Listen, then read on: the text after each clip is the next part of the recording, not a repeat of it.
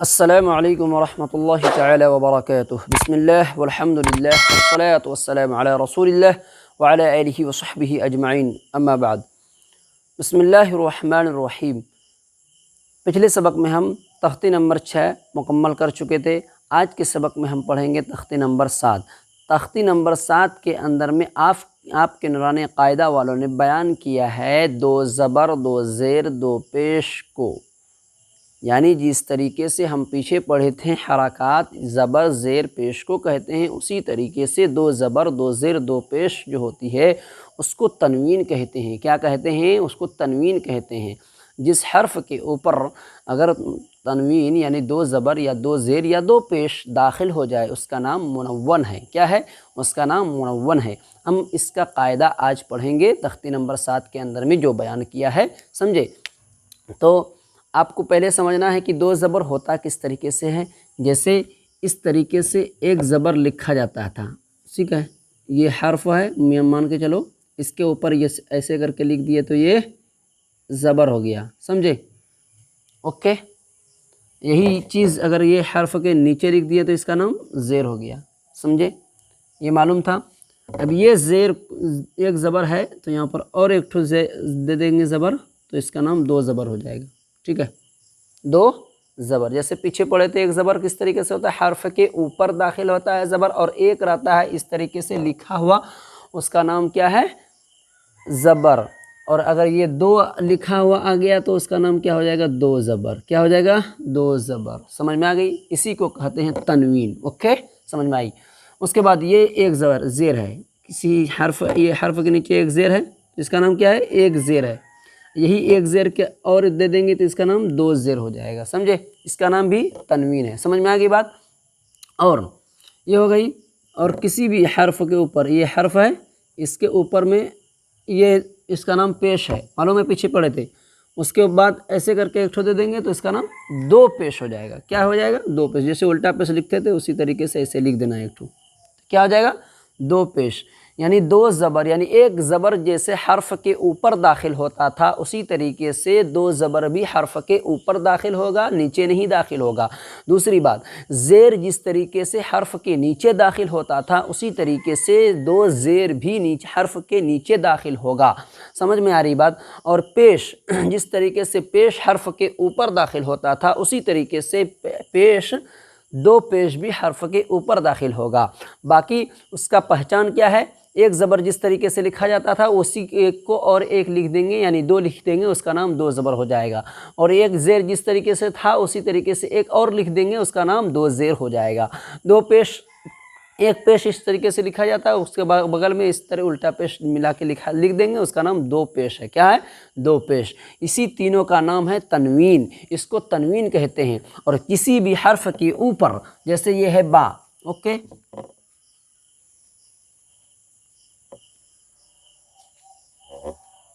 یہ با، اس کے اوپر اگر 2 زبر داخل ہو گیا اس کا نام کیا ہو جائے گا؟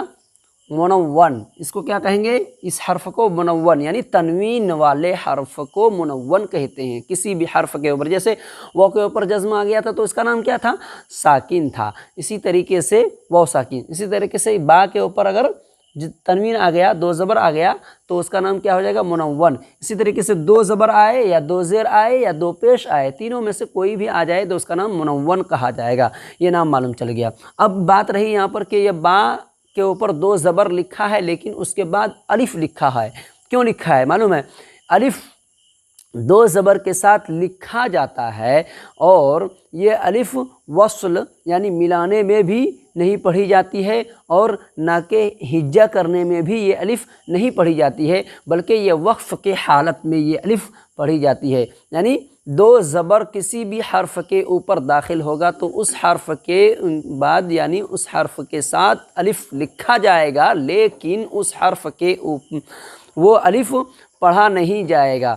کب کب نہیں پڑھا جائے گا؟ ملانے کی صورت میں نہیں پڑھی جائے گی، اور ہجا لگانے کی صورت میں نہیں پڑھی جائے گی، بلکہ پڑھی جائے گی کب؟ جب کہ ہم ٹھہریں گے، ٹھہریں گے یعنی وقف کریں گے، رکیں گے، تو وقف کا جب بیان آئے گا اس کے اندر میں یہ دو زبر الف کے ساتھ پڑھا جاتا ہے نہیں پڑھا جاتا ہے، کیسے پڑھا جاتا ہے وہ ہم بتا دیں گے۔ دو زبر کا یہ قاعدہ ہے، دو زیر کے ساتھ الف نہیں لکھا جائے گا اور دو پیش کے ساتھ الف نہیں لکھا جائے گا۔ دو زبر اگر کسی بھی حرف کے اوپر داخل ہوگا تو وہاں پر ضروری ہے کہ الف ایک ساتھ میں لکھا جاتا ہے اس حرف کے ساتھ۔ وہ الف پڑھا نہیں جاتا ہے ملانے کی صورت میں، وہ الف ہجا کرنے کی صورت میں نہیں پڑھی جاتی ہے، بلکہ وہ الف ٹھہرنے کی صورت میں، وقف کی صورت میں پڑھی جاتی ہے۔ سمجھ میں آ گئی بات؟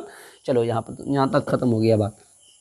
آگے یہ ہو گیا، اب اس میں پڑھنا ہے کس طریقے سے، یعنی ان کو پڑھتے ہیں دو زبر کو کسی بھی حرف کے اوپر داخل ہوگا تو اس کو کس طریقے سے پڑھیں گے۔ یہ تو معلوم چل گیا کہ دو زبر کے ساتھ الف لکھا جاتا ہے، لیکن پڑھا کس طریقے سے جاتا ہے وہ بھی آپ کو معلوم ہے نا۔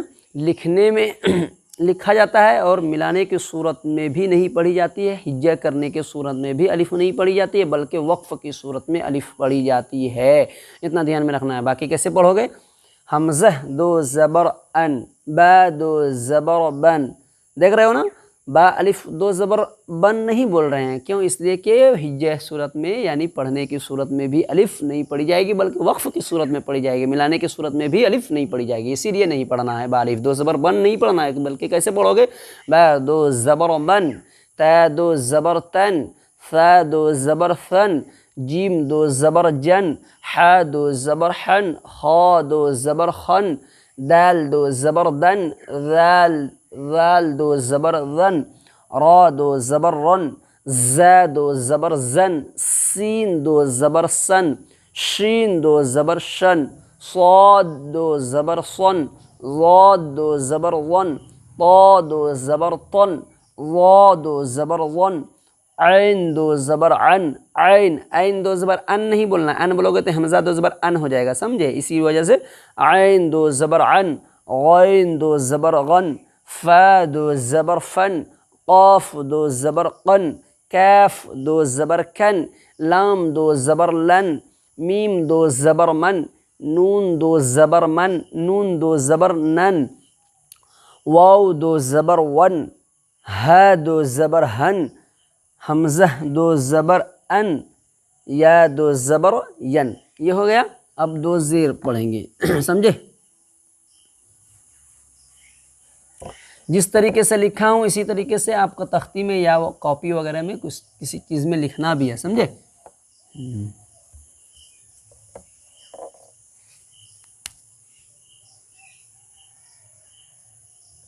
زد ان، با دو زر بن، تا دو زر تین، سا دو زر سین، جیم دو زر جین، حا دو زر حن، خا دو زر خن،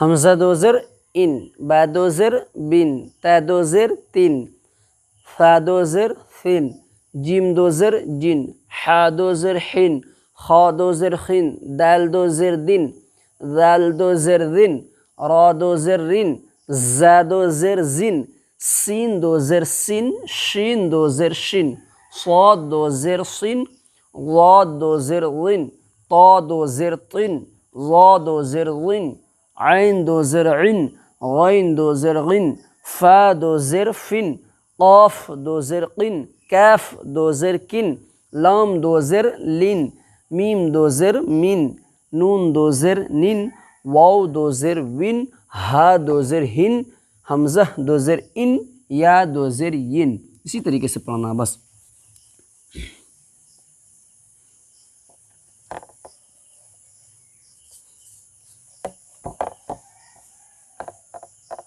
اس کے بعد دو پیش.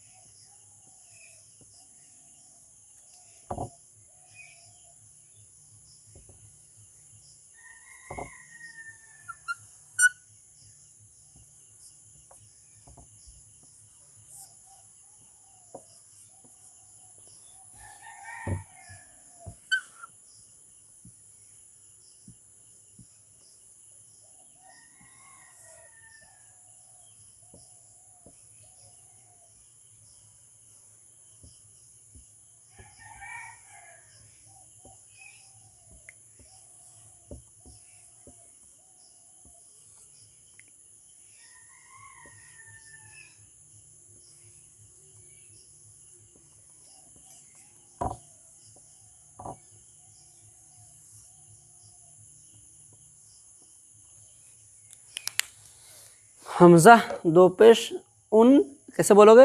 حمزہ دو پیش ان، با دو پیش بن، تا دو پیش تن، ثا دو پیش ثن، جیم دو پیش جن، حا دو پیش حن، خا دو پیش خن، دال دو پیش دن، ذال دو پیش بولنا، پیش نہیں بولو گے، ذال دو پیش ذن، را دو پیش رن، زا دو پیش زن، سین دو پیش سن، شین دو پیش شن، صاد دو پیش صن، ضاد دو پیش غن، طا دو پیش طن، ظا دو پیش ظن، عین دو پیش عن، غین دو پیش غن، فا دو پیش فن، قاف دو پیش قن، کاف دو پیش کن، لام دو پیش لن، میم دو پیش من، نون دو پیش نن، واو دو پیش ون، ہا دو پیش ہن، حمزہ دو پیش ان، یا دو پیش یون. اس کے ساتھ وہ سب شرط نہیں ہے، یعنی الف با تا الف لکھا ہو ساتھ میں، وہ سب شرط نہیں ہے. جس طریقے سے لکھا ہے اسی طریقے سے پڑھنا ہے. باقی یہ पढ़ने में फ़र्क मालूम चल गया कि ज़बर को कैसे बोलते हैं और दो ज़बर को कैसे बोलते हैं, दो ज़ेर को कैसे पढ़ते हैं और दो ज़ेर को कैसे पढ़ते हैं, किस तरीके से आवाज़ होती है, किस तरीके से लिखा जाता है, कहाँ दाखिल होता है, नहीं दाखिल होता है, सब मालूम चल गया। इसी तरीके से आज का सबक ये तख्ती नंबर 7 तख्ती नंबर 7 मुकम्मल हो गया। अगर आगे हम पढ़ाएंगे इंशाअल्लाहुल अज़ीम तख्ती नंबर 8, उसके अंदर में तनवीन, यानी तनवीन को हम आज पहचान लिए कि दो ज़बर दो ज़ेर दो पेश को तनवीन कहते हैं, और किसी भी हर्फ के ऊपर तनवीन यानी दो ज़बर या दो ज़ेर या दो पेश दाखिल होता है तो उसका नाम मुनव्वन, उस हर्फ का नाम मुनव्वन हो जाता है। और अब आगे तख्ती नंबर 8 के अंदर में आपको पढ़ाएंगे हम, आपके नूरानी कायदा वालों ने जो बयान किया है तनवीन और नून साकिन। वो नून साकिन क्या होता है वो चीज़ हम कल के सबक में इंशाअल्लाहुल अज़ीम 7 बजे बताएंगे। दूसरी बात, अगर हमारे चैनल पे जो भी बंदा नया आया है, नया मेहमान आया है, तो हमारे चैनल को लाल वाले बटन को दबा करके सब्सक्राइब कर दीजिए और बेल आइकन के घंटा को प्रेस कर लीजिए, ताकि जब भी मैं वीडियो नया अपलोड करूँ सबसे पहले आप तक मेरा नोटिफिकेशन पहुँचे और आप उनसे फ़ायदा उठाएँ। चलते हैं। अस्सलामु अलैकुम व रहमतुल्लाहि तआला व बरकातुहू।